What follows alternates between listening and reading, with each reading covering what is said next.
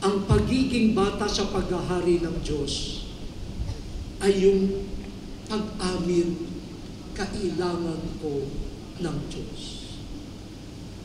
Ito po ay nasisira sa panahon natin ngayon. Parang ang gusto ng mga tao maging self-sufficient, hindi ko na kailangan ng Diyos, hindi ko na kailangan ang kapwa. Kasi kaya ko yan, kaya ko yan. Di mo naman kaya eh. At pag hindi na kaya, ayaw aminin, pinipilit na kayanin kahit na gumawa ng masama. Kaya kumakapit sa kapangyarihan, sa pera, sa karangalan, para magkaroon ng ilusyon, kaya ko yan at kayang-kaya ko kayo. Takot na takot maging bata. Parang bumababa ang karangalan kapag naging bata. Hindi po, wala namang masama sabihin sa Diyos, kailangan kita. At sabihin sa kapwa, kailangan natin ang isa't isa. Being a child is expressing my need for communion with God, with neighbors, with the whole of creation. That's why Jesus can say in the gospel, do not despise any of these little ones. For if you take care of the little ones, you are taking care of me. The little ones in society, the frail and dependent, when we see the hungry, the thirsty, the naked, the homeless, the people with disabilities, those in prison,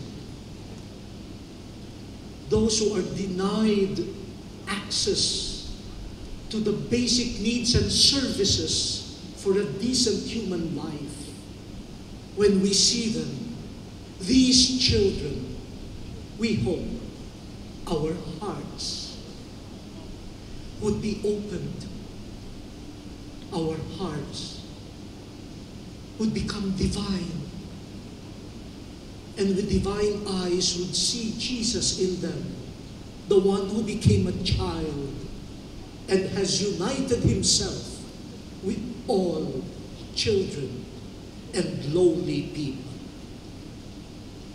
Then, the human, the child, and the divine in us will forge a communion of love and service.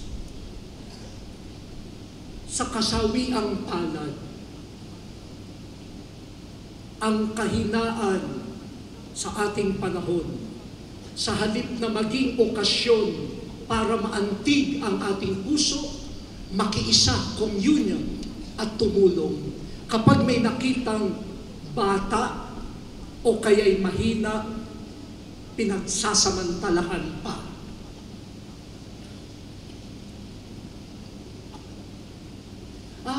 Bata naman yan eh. Di naman yan alam ang ginagawa niya. Di marunong niya mag-compute. Pwedeng dayain.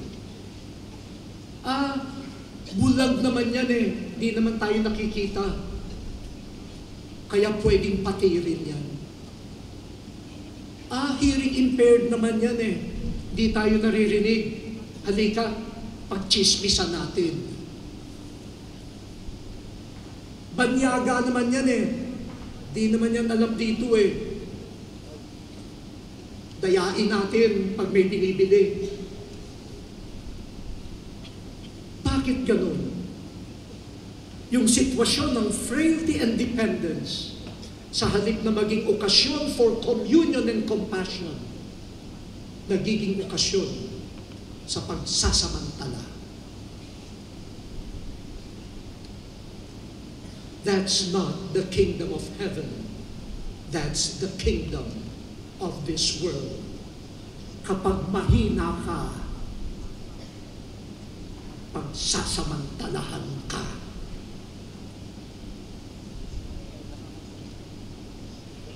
We turn to the Santo Niño. Jesus remained a child, always dependent on God. And in his being a child, he is in communion with all the weak and simple people, inviting us, open your hearts, be in communion with us. Let us be of one heart, of one soul.